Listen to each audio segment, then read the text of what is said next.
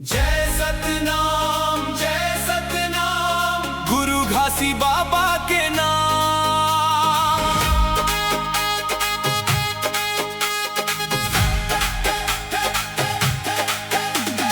जय सतनाम के गूंज उठे रे गांव गली में आज। जैत खाम के छाव तले रे नाचे सतनामी समाज।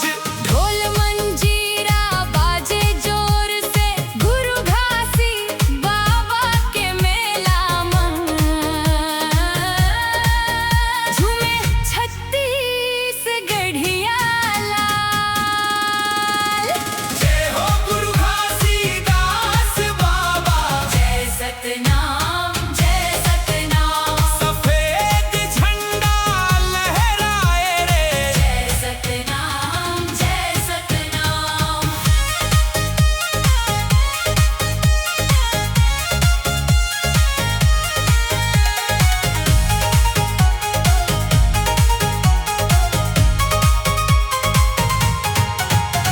गिरोधपुरी धाम चमके अमर ज्योति जलते।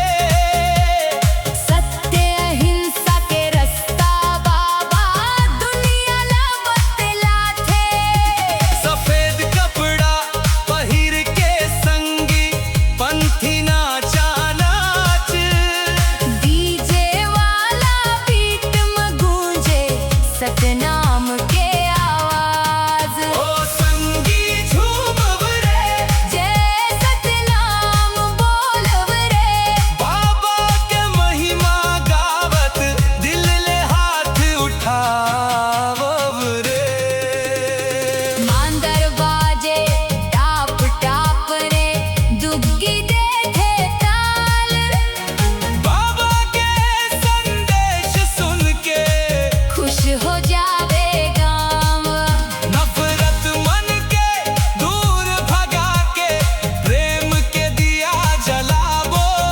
सतनाम के रास्ता में चल के नई दुनिया बनावो। आज पंथी नाचा हो ही तगड़ा। जय सतनाम जय सतनाम।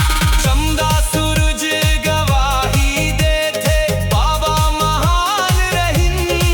गरीब दुखी के सहारा बन के धरती में अवतार लिन।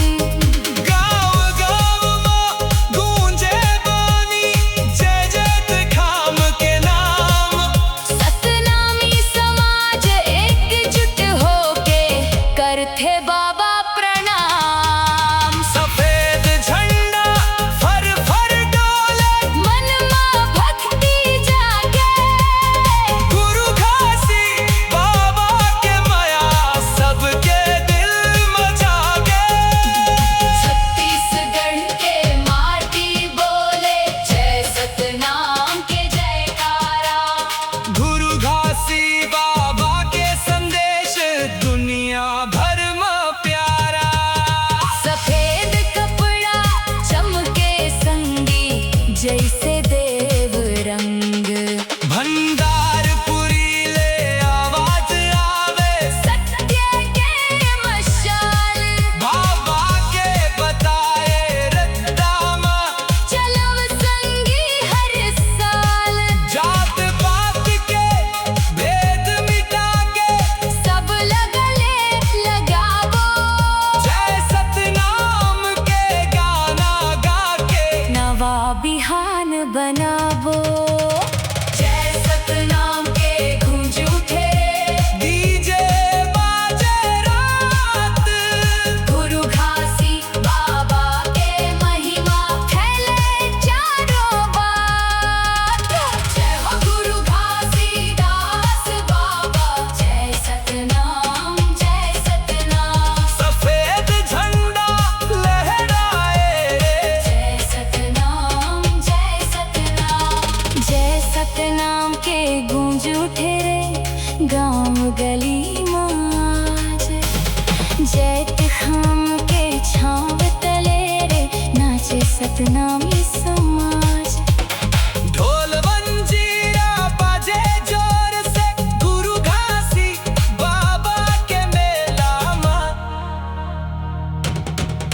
झूमे 36 गढ़िया